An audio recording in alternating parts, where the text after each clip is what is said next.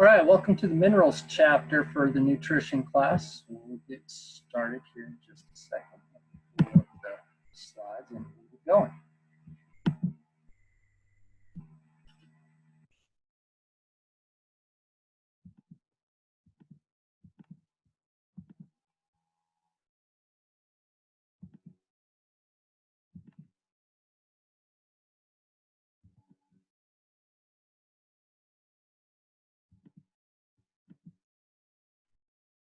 All right, minerals.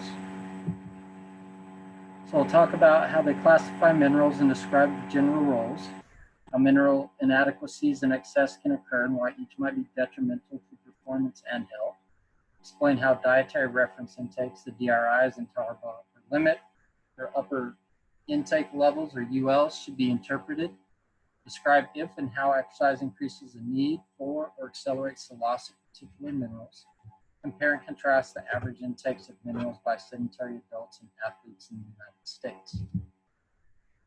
We'll explain differences between a clinical and subclinical deficiency for calcium, iron, and zinc. Discuss the minerals associated with bone formation, red blood cell production, and how the immune system, and explain how low intake affects performance and health. Compare and contrast minerals based on their sources, naturally occurring in foods, added to foods during processing, and found in supplements. And evaluate the need for mineral supplements based on food intake, safety, and effectiveness of mineral supplements. So, minerals differ from vitamins in many ways. One, they're inorganic, not well absorbed, and not easily excreted either. Okay. Medical tests can measure calcium and iron stores.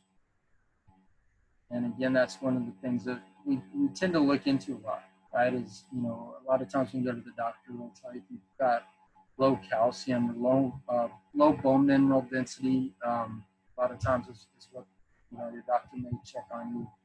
And then again, iron stores, right? So we'll do blood levels and the iron in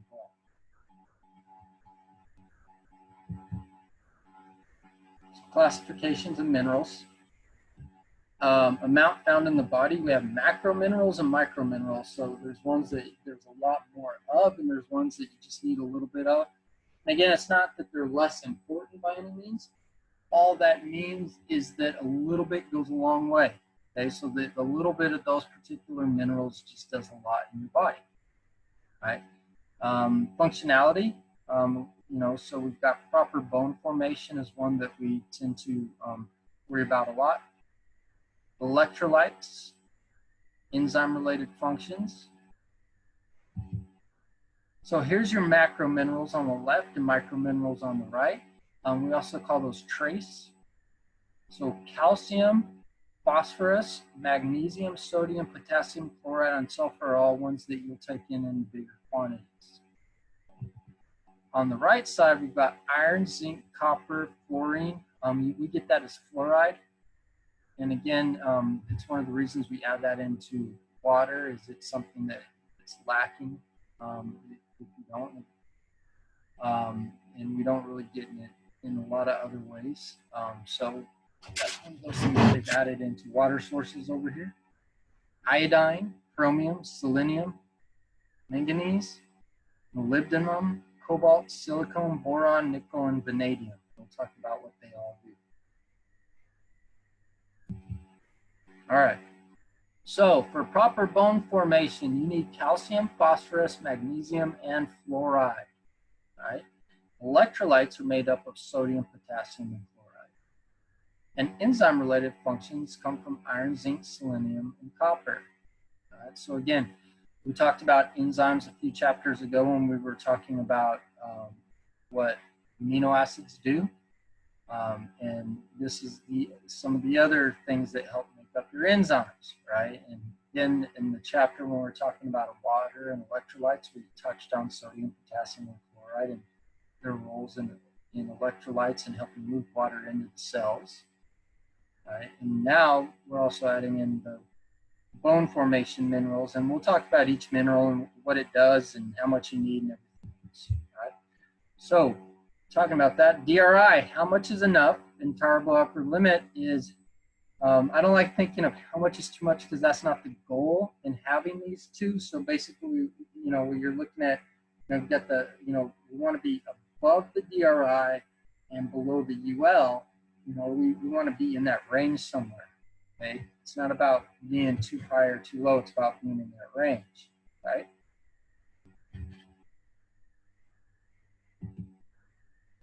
So we'll start in order. Boron, chemical symbols B. Major physiological functions needed for normal calcium metabolism. Most likely functions as a reaction catalyst or regulator. Symptoms of deficiency: abnormal growth, low sperm count in males. Symptoms of toxicity: gastrointestinal symptoms, nausea, vomiting, diarrhea, loss of appetite, and fatigue. Health promotion, disease prevention, recommended daily intake has not been established, so they're not sure how often you need to get it. Further study is needed to better define its role in bone health and as an anti-inflammatory. It is found in green leafy vegetables and some fruits. So again, if you're trying to supplement it in, they're not really sure, like how much really you're going to supplement. There's very little that's known about this particular mineral. So the best thing is just eat, good, healthy things such as fruits and green leafy vegetables. You'll probably get what you need. Okay. Chemical symbol for calcium is Ca², basically, with the positive sign. You'll see it written, sometimes without the positive, sometimes you'll just see the Ca. Again, calcium is a major mineral that we use in bone formation, formation of teeth, muscle contractions, nerve conduction, and secretion of hormones and enzymes. Again, we don't talk about the nerve conduction and secretion of hormones and enzymes as much in this particular class thus far. So you have seen it in the earlier chapters with the muscle contractions. And we're really introducing mineralization of bone and teeth, but that's when usually most people know about it, right? So symptoms of the deficiency: calcium deficiency is not associated with any signs or symptoms as bone mineral density declines. Spine, wrist, or hip fractures are often the first symptoms. Low calcium intake can contribute to hypertension, which is high blood pressure. Low blood calcium concentrations are a sign of a deficiency, and it's associated with disease states such as renal failure.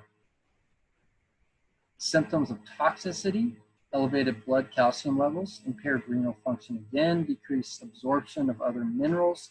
Toxicity typically caused by a disease state, but could be caused by excessive intake of either calcium or vitamin D. Adequate intake, so for health promotion and wellness or disease prevention, adequate intake daily is necessary for good health and is associated with decreased risk for osteoporosis, high blood pressure, colon cancer, and obesity. Food sources: milk and milk products, green leafy vegetables, fish with bones such as salmon, sardines, calcium fortified products such as soy milk or orange juice. All right. So again, milk and milk products are usually the ones we usually think about. Again, if you get enough milk and milk products, they are highly bioavailable in calcium. Therefore, the calcium in them is absorbed easily. Well, the nice thing is too, as we go through these, you're also going to see a lot of the other things that we need for bone formation are also found in milk and milk products. Another good reason to get those. Again, from the green leafy vegetables, a lot of times with anything that are high fiber, you've got to understand that the amount that it says it's in there, if you're trying to get it all from that, you usually need to eat above and beyond that because of the fiber content and things like that. You don't absorb as many things with those type of foods. Fish again, salmon and sardines will also do well.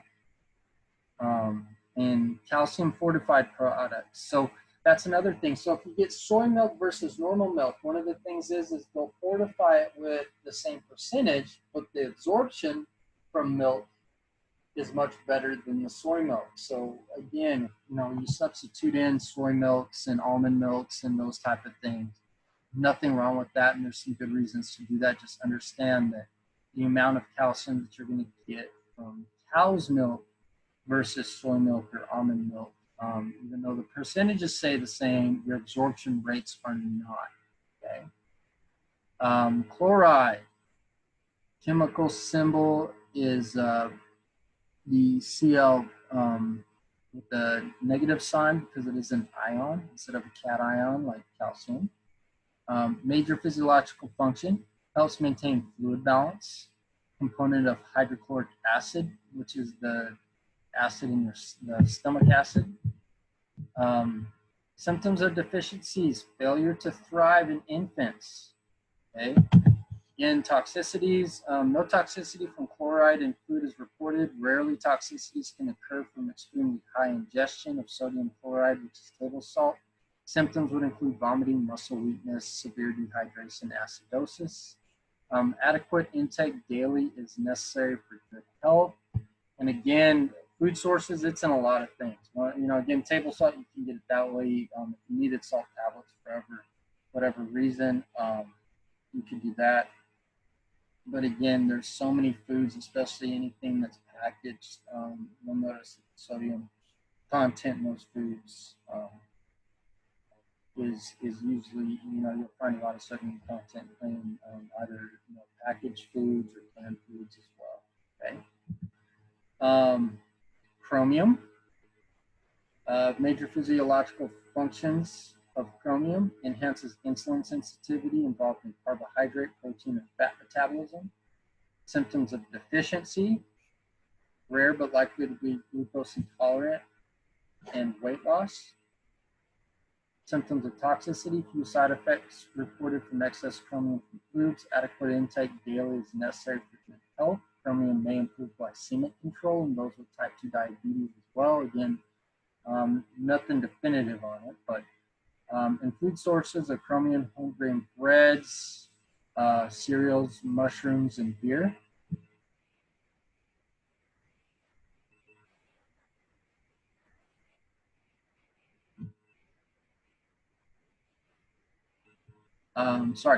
Cobalt. Chemical symbol is CO. Part of vitamin B12 complex, cobalamin. Symptoms of deficiency would be anemia. Symptoms of toxicity, none known due to food consumption, and food sources same as vitamin B12. Right, so then you get it from animal products. So again, this is another one of those things that's hard to get if you are vegan. Again, you would have to find a way to supplement that in where you get that from an alternate source that's supplemented. Right.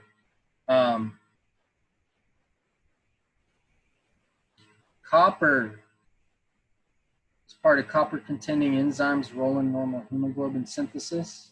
Symptoms of deficiencies, anemia, demineralization of bone, gastrointestinal distress, liver damage. Adequate intake daily is necessary for good health.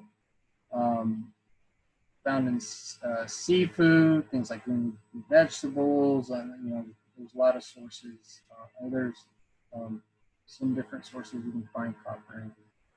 So again, you can find it in both. You know, if you are an omnivore, you can find it in multiple things. If you are strictly vegetarian, vegan, green leafy veggies, you can go in there. Okay. Fluorine or fluoride.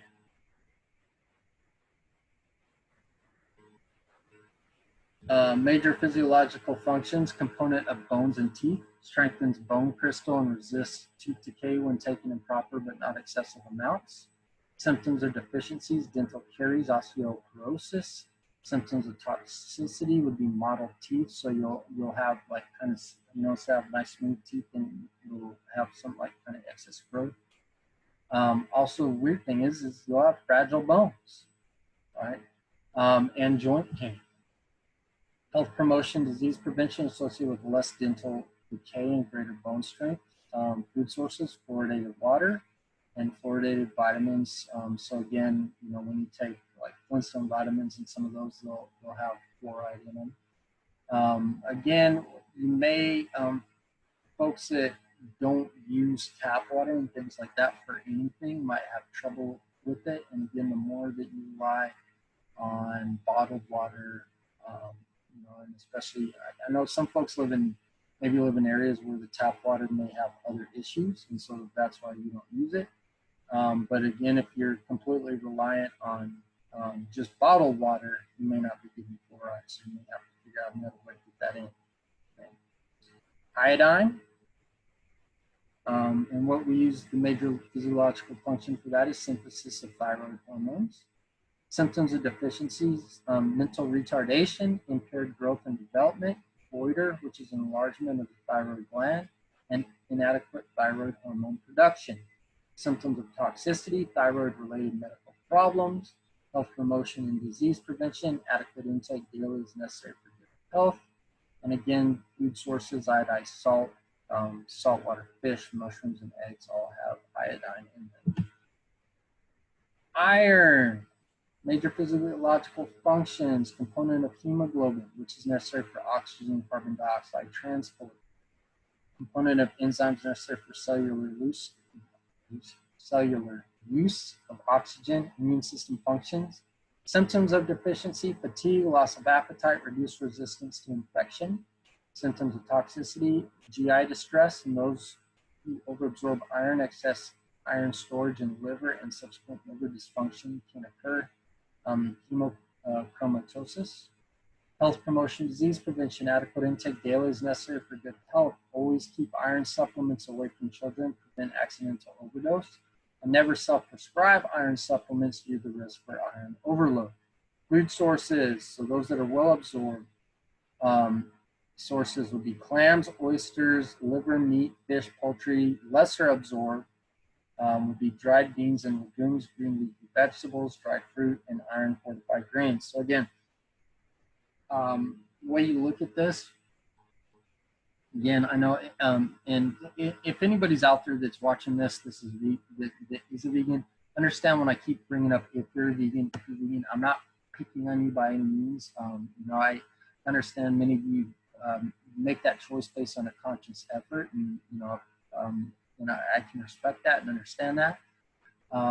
And so when I say if you're vegan or if you're vegetarian, the reason I'm saying that is so, when you're trying to figure out how you get certain things, I want you to think about this in doing these things. So again, if you are a vegan or especially vegetarian or vegan, understand that, like if, somebody that does eat liver, meat, oysters, clams, and all that, they are well absorbed, which means however much it says it's in there, they're getting a closer to like 100% of that, right? Those things that are lesser absorbed, so dried beans, legumes, however much it says it's in there, you're not getting close to 100% of that. Okay, so when you eat those things, you want to eat them in higher quantities to get the iron.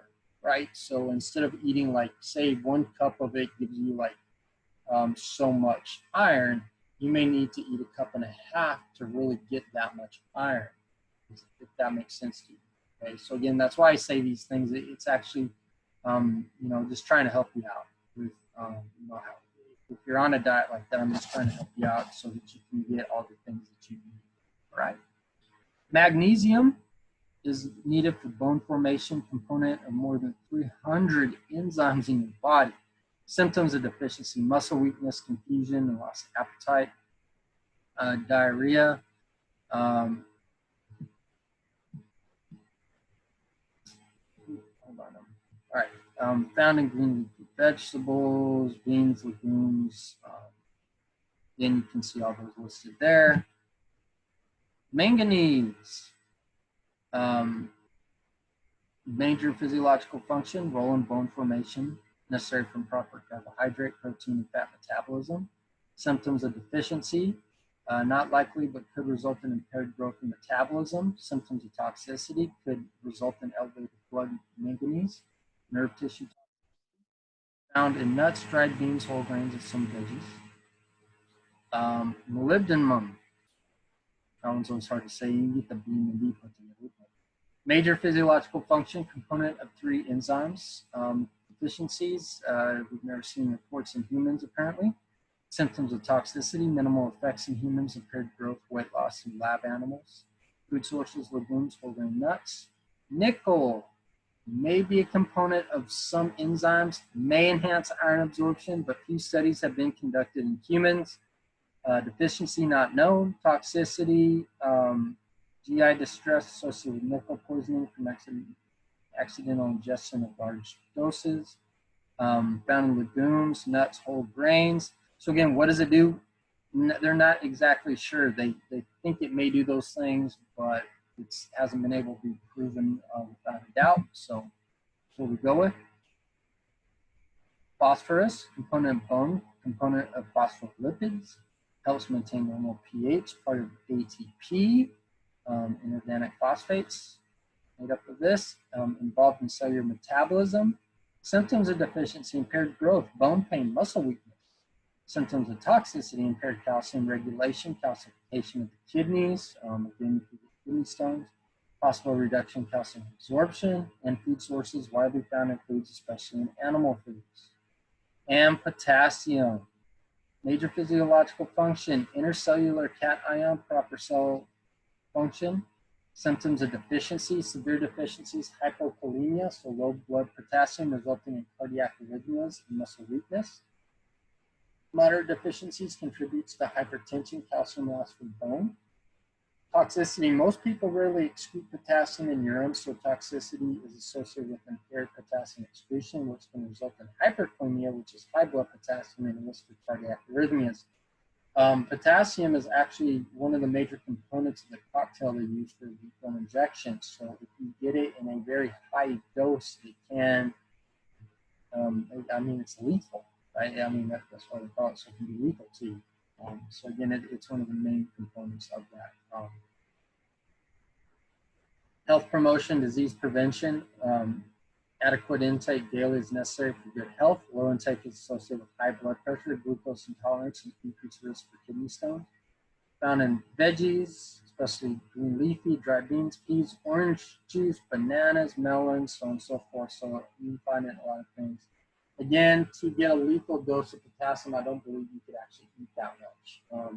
Again, it's just the reason I bring that one up again is because I think it's always a good understanding. I really like one of the things that Eric Castillo, who's a registered dietitian down here in Miami, the way he says things is, there's no single food or component in food that's bad for you. It's all in the dosing, right? So again, potassium is very good for you, but it can be bad for you in the wrong dose, right? And that's really an important concept to understand when studying nutrition is dose. The dose is important. Selenium is part of the antioxidant enzymes. Deficiencies, depressed immune function, Keishon disease, which can result in cardiac problems, Keishon-Beck disease, which affects cartilage. And these have been reported in Asia, not over here in the US. Symptoms of toxicity, selenosis, resulting in brittle hair and nails, gastrointestinal distress, fatigue, impaired nerve system. Health promotion, disease prevention, adequate intake daily is necessary for good health. Large-scale studies do not show an association between selenium intake from food or supplements and risk of prostate cancer. Apparently that's some myth that's out there that they're trying to debunk. Not one that I'm really familiar with, but food sources found in plants, amount varies depending on selenium content in the soil in which those plants are grown. And silicon, not known for any major physiological functions, but they think it does something with bone formation. Deficiency is not known, toxicity is not known, found in water, grains, and vegetables. Sodium. Again, extracellular cation helps maintain fluid balance, another electrolyte. Deficiency not likely since sodium is widely found in foods and the body's remarkable capacity to conserve sodium by limiting loss in urine and sweat. Toxicity, elevated blood pressure, depends on genetic predisposition to sodium sensitivity. Health promotion, disease prevention, high intake of sodium is associated with high blood pressure, especially in those who are salt sensitive. As blood pressure increases, risk for stroke and cardiovascular disease will also increase. Food sources, table salt, usually found is sodium chloride, in addition to sodium to processed foods. Sulfur, needed for synthesis of sulfur-containing compounds, which are essential for synthesis of many compounds in the body. Not likely in the US, but deficiencies can result in stunted growth. Toxicity, diarrhea, protein-containing foods and water. The majority of sulfur is provided by the breakdown of body protein and the use of sulfur found in sulfur-containing amino acids. So vanadium, what does it do? We don't know. Deficiencies, don't know. Toxicity, don't know. It is in mushrooms, shellfish, black pepper, parsley, and dill. We don't really know why we would need it, so I don't know why you would add it to anything. Zinc is a component of hundreds of enzymes needed for proper cell function, proper immune system function. Deficiencies impaired growth or immune function.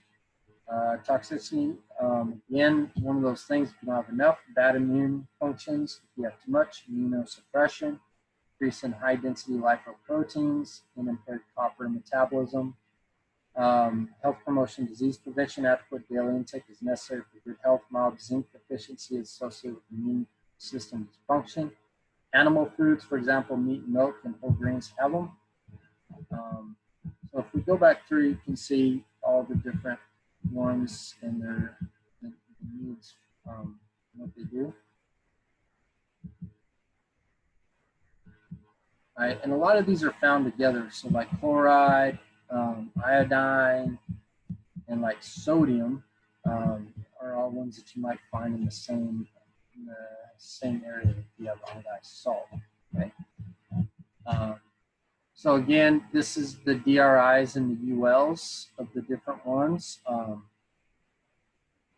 So if you're trying to figure out based on your age,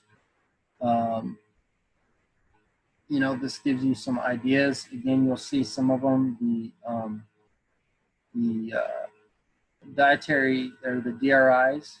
You know, you go down through and you get to boron, nickel, and vanadium. We don't know how much you should get, right? So what's too little?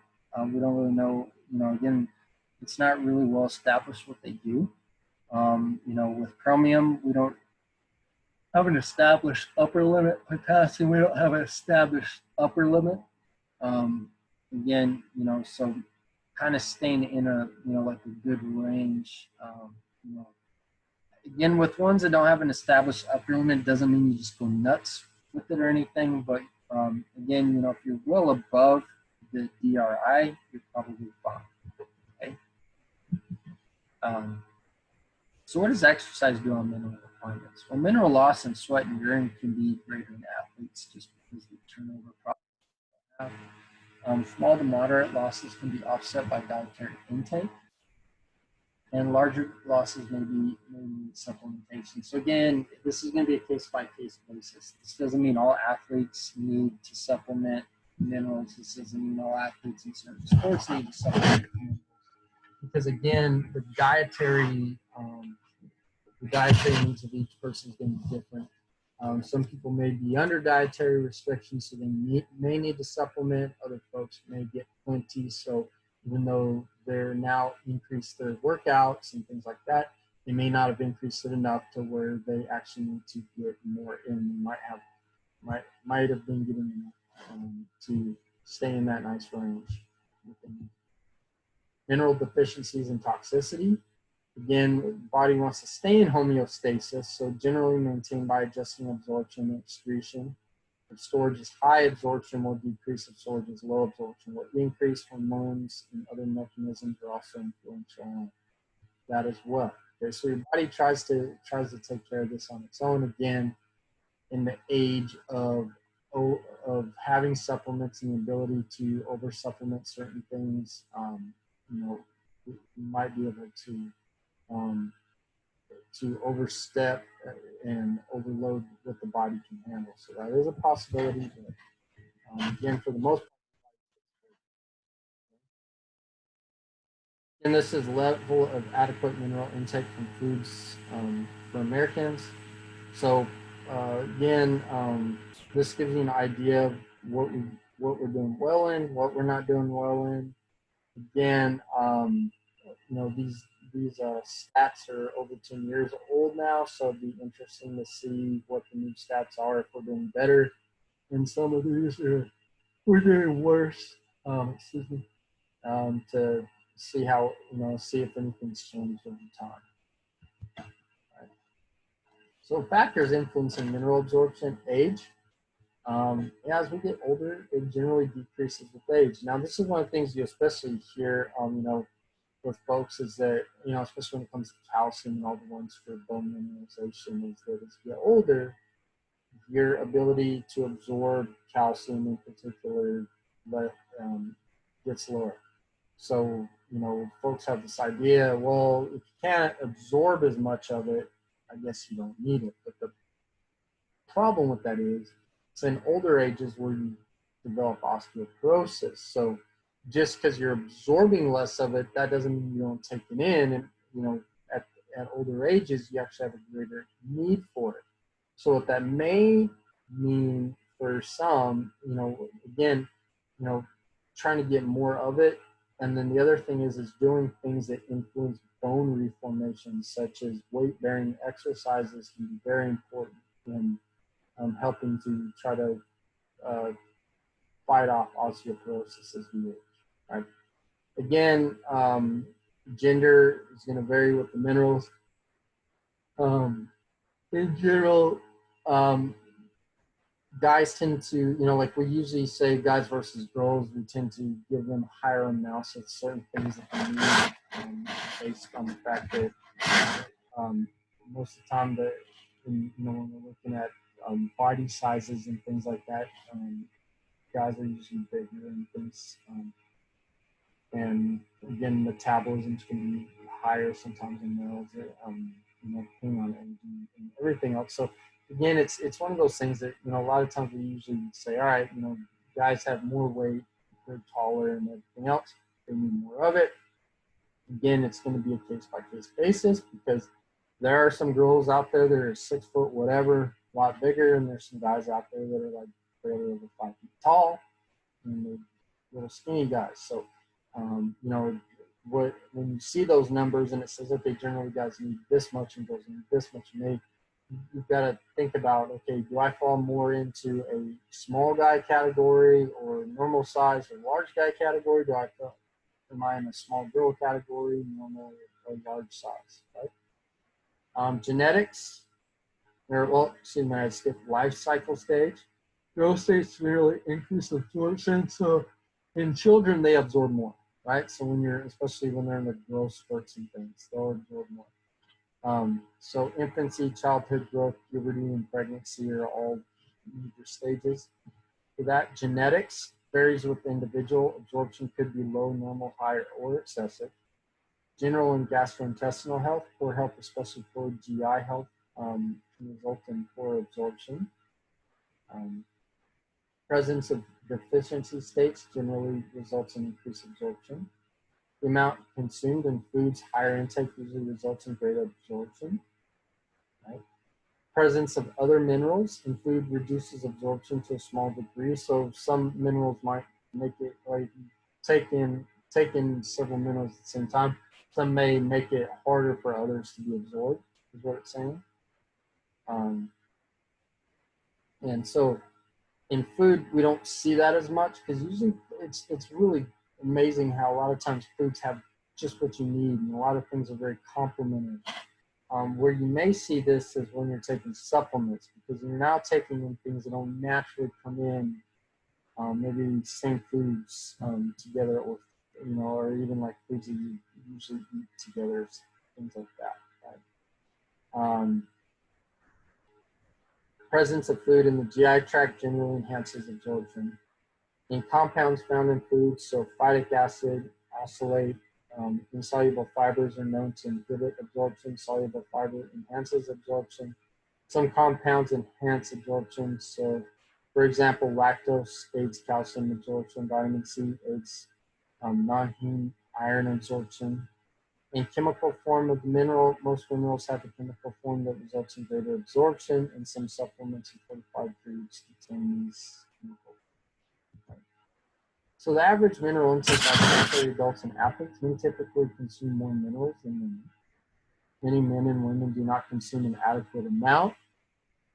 In athletes, adequate mineral intake is associated with adequate caloric intake. Excuse me, I'm yawning a lot today. If restricted caloric intake, mineral fortified foods can help. Again, planning to make sure you get all these things is important. And again, on restricted diets, you got to see what you're missing out on. Right? Clinical and subclinical mineral deficiencies. General characteristics deficiencies develop over time. There's no signs or symptoms initially. Signs or symptoms are non-specific when they first occur, and specific symptoms are associated with severe deficiency. Iron deficiency anemia. In the U.S., 3% of females. Prevalence in female athletes is estimated to be 3% more. Prevalence in male athletes is very low, but it's not zero. So it could be like 0.0001 or something like that. Right, so there are guys out there that have it, just not very good. Results in fatigue, impaired performance, osteoporosis in the United States, 8 million women and 2 million men have osteoporosis. Small percentage of female distance runners age 30 with amenorrhea. Again, it's something that we see, especially we see it. The reason we'll see in female distance runners a lot of times, again, because distance running is hard, usually hard on the bones in a good way, where it helps build up bone mineral density. But again, a lot of times with really competitive female distance runners is that they'll try to keep their weight low. So, we may see it, again, we may see it with disordered eating, and eating disorders, which when we talk about those, we'll talk about the female triad. But again, even with, if you have some females that are just either not getting enough food in general, or they're trying to keep their weight low, they're going to be more support as well. Okay. But again, less than 30, we don't see it a lot, but when we do see it, this is a group that you might be more prevalent seeing in versus other athletes, one. And two, again, we'll say with amenorrhea, because they don't have enough body fat in their system to be able to have normal menstrual cycles. Right? Iron deficiency without anemia. In the US, it's 2 to 5% of males, 9 to 16% of adolescent females, 12% of non-pregnant and adult females. Prevalence may be higher in female endurance athletes and vegetarians. Effect on performance not known, but it is prudent to avoid this condition. Osteopenia is low bone mineral density. In the US, 22 million women, 12 million men. Maybe as high as 50% of amenorrheic female distance runners and ballet dancers. Again, very restricted eating patterns in that particular group.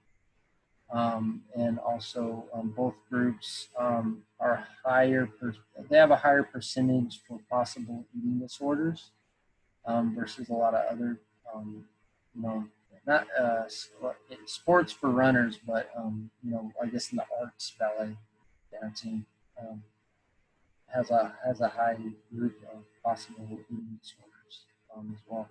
And again, when I say high, it's not that it's like, it's a high percentage. Really the percentage of folks that have those type of eating disorders is like 5% of the total population. But those are populations where, like if you look at just those populations, they may be slightly higher than that. Okay. Subclinical deficiencies of other minerals not well documented. So again, here's a tolerable upper limit intake levels, potential adverse effects, which we talked about earlier. So we take a look at what the actual levels are of these. The effects are the same as what we spoke about earlier, so we won't go over them again. But just kind of note the slide for that if you're ever prescribing how much for yourself or for somebody else.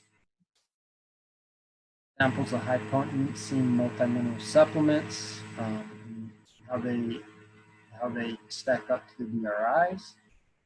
Again, some of them are right equal to DRIs, some of them a little bit over, some of them are actually less than DRIs. So, you know, it just depends on what it is, right?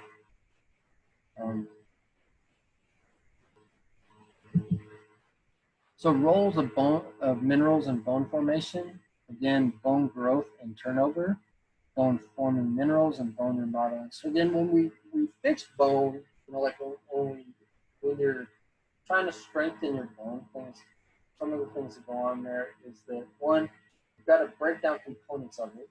You know, so you put stress and strain on it, you break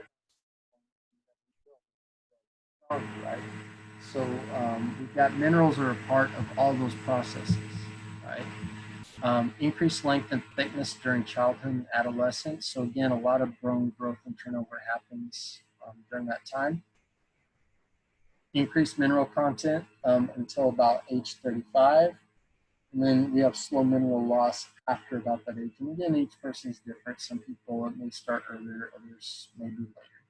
And accelerated mineral loss in females when estrogen production declines. So again, you know, we see accelerated mineral loss during menopause for many women. Bone forming minerals, 90% is calcium and phosphorus, small amount of fluoride, and several minerals have indirect roles in bone formation. Bone turnover is constant. You're constantly turning it over. Osteoclasts will reabsorb bone. So you're stimulated by physical activity and microfractures, and also stimulated by hormones PTH and calcitriol. Osteoclast and osteoblast balance. In children and adolescents, deposition is favored. In young adults, balance generally exists. And in middle-aged, older adults, reabsorption is favored. So what this is saying is there's more growth in children. In young adults, you have a nice balance of reabsorption and growth and reabsorption and growth. And then as we age, we tend to lose more than we make, right? Or build onto, right? So site of bone remodeling, cortical bone is roughly 80% of the skeletal, the shafts of the long bone and on the surface. Trabecular bone is 20% of the skeletal roughly, ends the long bone and under the surface, honeycomb-like structure when you look at it under a microscope, and greater surface volume, metabolic activity, and turnover in trabecular bone. So rate and time of bone remodeling. Rate is 1 to 2% of the entire skeleton, but roughly 20% of trabecular bone.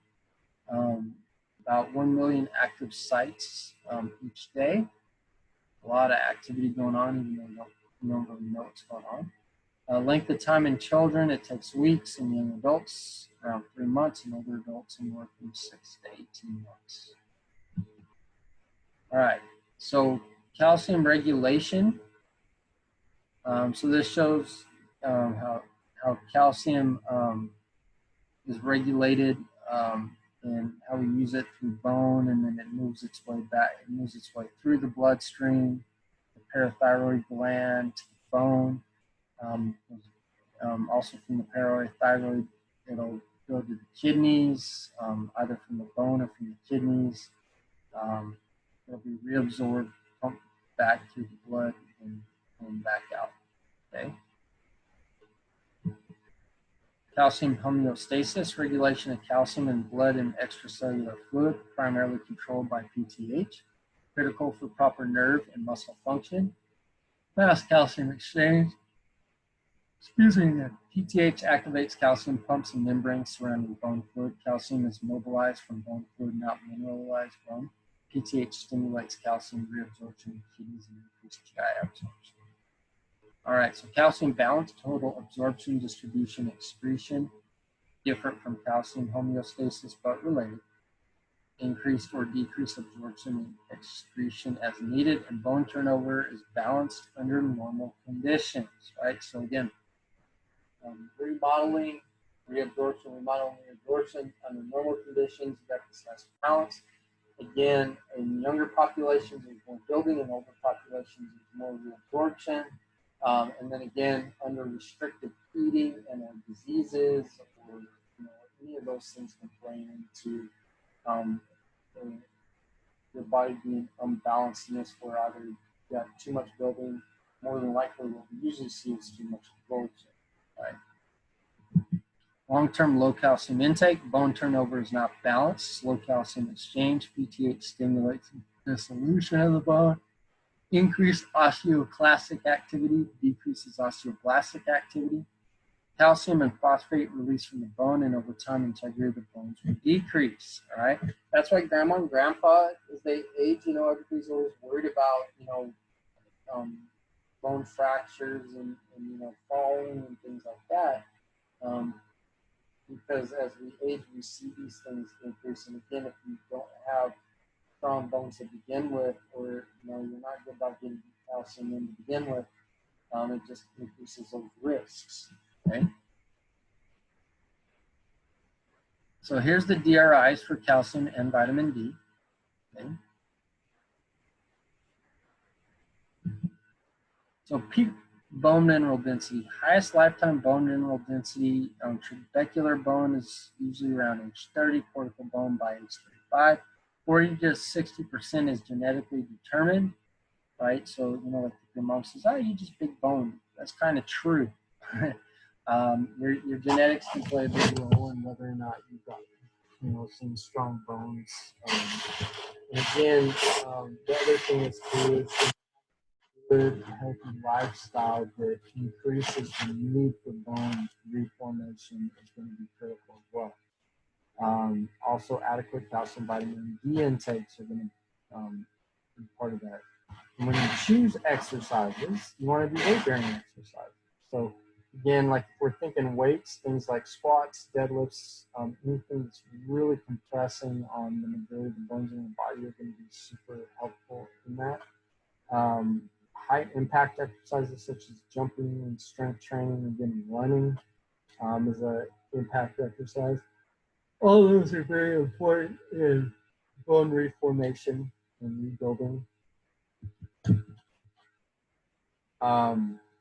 Calcium, greatest amount needed for ages 9 to 18, about 15 milligrams a day. Substantial need throughout adulthood, 1,000, 1,200. Average adult females get about 650. Average adult males, 925. Again, we're not meeting the needs already.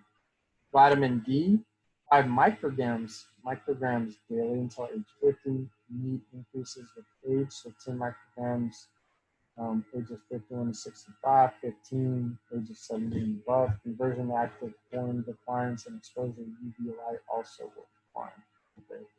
Okay. Bone loss associated with aging in women is 0.5 to 1% yearly until age 50.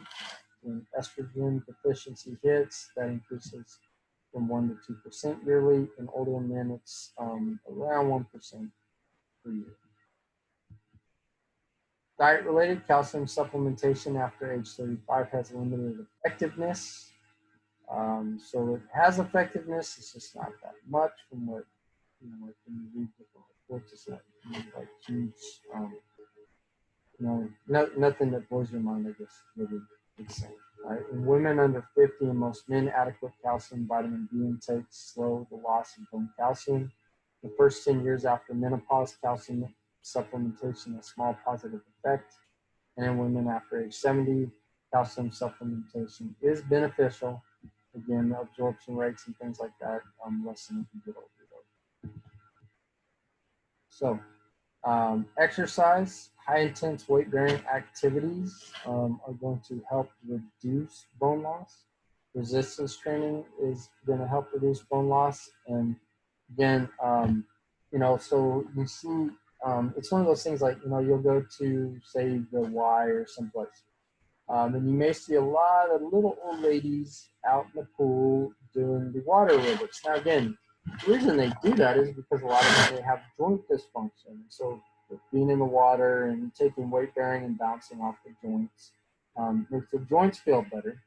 But on the other hand, it's not good for bone growth, right? So, really what you've got to understand is as you age, your bones are gonna get weak, and you may have bad joints. So you've got to figure out a good plan and figure out how to execute that plan in balancing, doing things that are good for the joints, but also balancing and doing things that are good for your bones as well, right? So again, if you were going to do water aerobics, because you find that that's less exhausting on the joints and it allows you to get good range of motion and things like that, that's great. You might want to find or also pair in with that some resistance training that really compresses, you know, the majority of the bones in your body and things of that nature. So having a nice balanced approach in your fitness regimen can be helpful.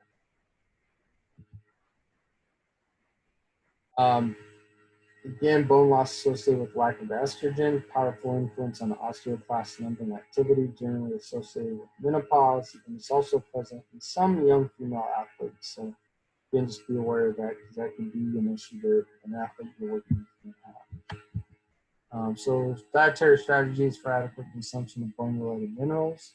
You know, drink your milk, right? It's just one of those things. Get milk products, reduce lactose or lactose-treated milk products also can be helpful for those with you that have lactose issues. Green leafy vegetables, again, with that, you just got to take it in greater doses because of the calcium fortified foods. Again, remember when they're fortified, a lot of times it doesn't absorb as well. So again, maybe just a little bit more than like what it says on the back of that particular product. And calcium supplementation can also help. So again, other minerals that you need: phosphorus, fluoride, and magnesium. Phosphorus is abundant in foods. Fluoride is added to vitamins or water. Again, that's so if you get tap water and things like that, you should be okay. Magnesium is in vegetables, nuts, beans, and legumes. So those are things you definitely want to have in your normal diet. There's a picture of milk and milk products. If you're not sure what they look like, this is what they look like. Right? In those with lactose intolerance, you can find many different lactose-free products, or again, some folks will take lactate or products that help ease the problems that come with lactose intolerance. Right? There's non-dairy sources of calcium. All right, so again, we won't go through all these, but we take a look at that.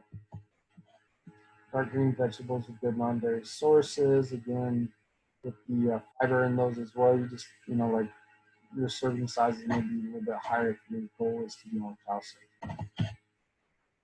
Soy milk and rice drinks are often fortified with calcium. Again, the good is they're putting them in there. The bad is they don't absorb pound for pound with milk. So if you choose these, just understand that you're not going to get near as much if you're trying to match 8 ounces to 8 ounces. So there's a simplified hemoglobin and heme molecules.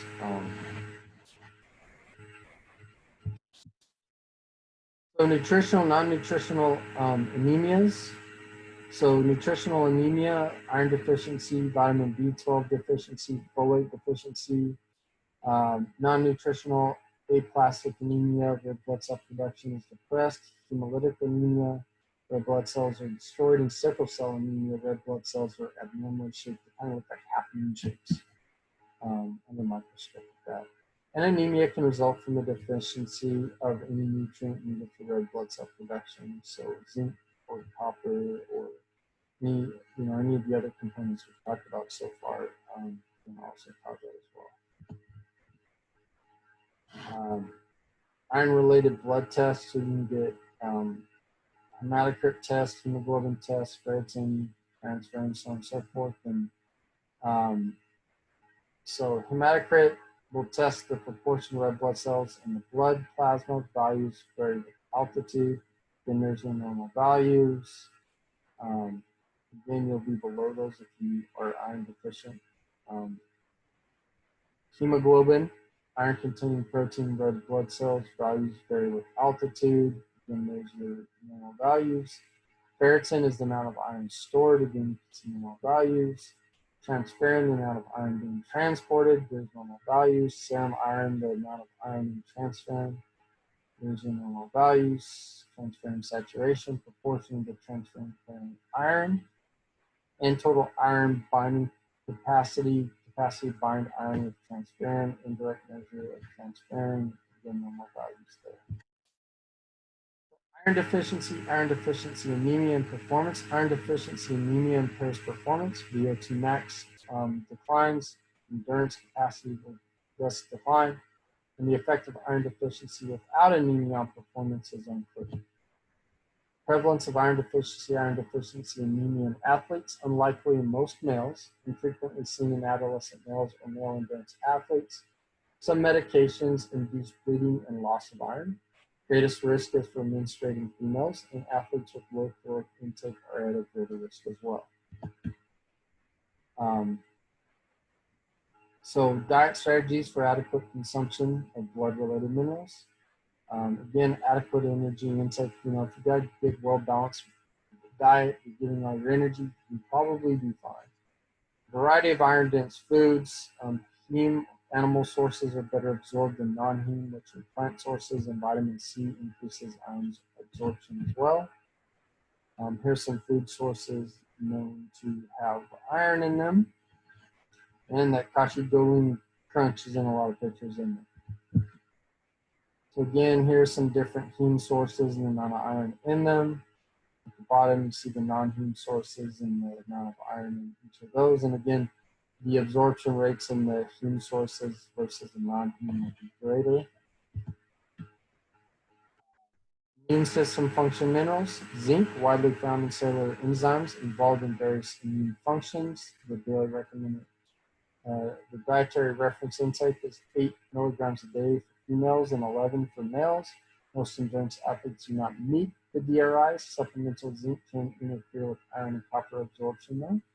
Selenium, involved in cellular and immune system functions, found in meat, fish, poultry, whole grains, and nuts. And iron plays important roles in immune system functions. Excess iron impairs your immune system as well. So here's a nutritious diet that contains adequate kilocalories and a variety of foods, such as those shown here. This dietary pattern is likely to provide sufficient carbs, protein, fats, vitamins, and minerals. Right. Again, what you'll notice on there is it's got a bit of everything, right? So, I mean, everything we talk about, right? You got your dairy, you got your meats, you got your grains, you know, you got your vegetables, you got your fruits, you know, I mean, you got pastas in there and rice and fish, you know, for the meats, you know, you got poultry, some red meats, you know, just a good mix of everything. Adequate intake of all minerals. Obtaining minerals from food. A varied nutrient-dense diet will provide everything you need. High sugar, high fat diets, again, they're picking on these, often do not meet. Again, when you say high sugar, high fat, you know, I mean, what they're really looking at is high sugar, high fat processed foods. And again, because, you know, you could have high dietary fat and high sugar intake from, you know, plants, especially, you know, from like fruits and vegetables, so to speak. And it would be different because the mineral contents in those are much higher. But they're looking at people that just avoid those in particular. So it's not really good, you know, saying high sugar, high fat. You know, really, there would be, you know, a lot of packaged foods that aren't necessarily fortified with things, you know, would be more of an issue, or maybe getting more fast foods and things like that might contribute more to it than anything. But again, nothing wrong with those. It's just, again, the dose of how much you get. So here's an example of the high fat, high sugar, low fiber diet. We looked at this yesterday. Again, man, this just looks like a good Saturday for me. You know, if I was going to have a day where I'm just like, all right, I'm cheating on all my foods, man, this is just giving me an idea right here, right? And then, so again, your mineral intakes are going to be lower than what you need and those type of things, right? So here's a nutrient-dense whole foods one. Again, looks very similar if it's not the same as the one from the last chapter, but again, good healthy diet. You know, a lot of stuff in there you might find you're like, oh, I like a lot of healthy things, and I eat a lot of healthy things, and that's good. You know, and really the thing is having some of this or having a lot more of this and some of this for a little bit of fun in there, nothing wrong with it, right? You know, so you know, having a good mix of all is a good healthy approach, right? So long as you're getting all the nutrients you need and your calories aren't exceeding what you need, then you know you'll be healthy and happy. So again, mineral fortified foods. Some foods will have many minerals added. Degree of absorption is unknown. A lot of times it's theorized that you won't absorb as well. I've seen some things where they, you know, again, milk is better absorbed than those that are fortified with calcium and stuff like that. Multi-mineral supplements doses may exceed the DRI or UL, so be careful with that. And degree of absorption is also. And calcium and iron are usually very common where people buy themselves. Again, talk to your doctor because again, you may be over consuming it, or you know, it may be contributing to masking some things or some other issues in your body. So just you know, keep them up to speed with those things that you take in. Likely to affect absorption of other minerals is another issue with that. High bioavailability may not be desirable. So here's an example of multi-mineral supplements and what they'll have in them. Chromium supplements for athletes. Some may contain highly absorbable forms, enhances insulin sensitivity. DRI for adults is 35 micrograms, depending on gender and age. Doses less than 200 micrograms to be safe. And effectiveness for increasing muscle mass and decreasing body fat is unclear. Again, you know, some people try to take it as a supplement for weight loss or body fat loss, and before nothing suggests that supplementing that anything really going to help with that. So in summary, minerals differ from vitamins in many ways. Extreme intake, too little or too much, is detrimental health, just like vitamins. Athletes in training are unlikely to need more than what the DRI is. Adequate mineral intake is associated with adequate caloric intake and a variety of nutrient-dense foods. Adequate calcium intake is critical across the life cycle to maintain calcium homeostasis, not become osteopenic or osteoporotic. Calcium balance and bone mineral density are crucial. Iron deficiency anemia impairs endurance performance.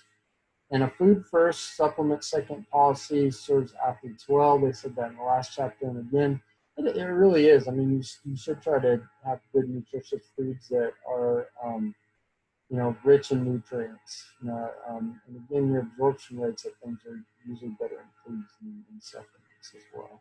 Okay? And that,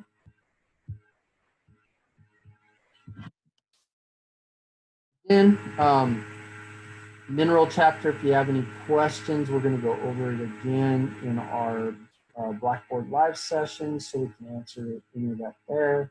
I'll also load the notes onto the to Blackboard as well, so you can just peruse through various slides when you're studying with that as well. That's it for minerals, and I'll stop the recording.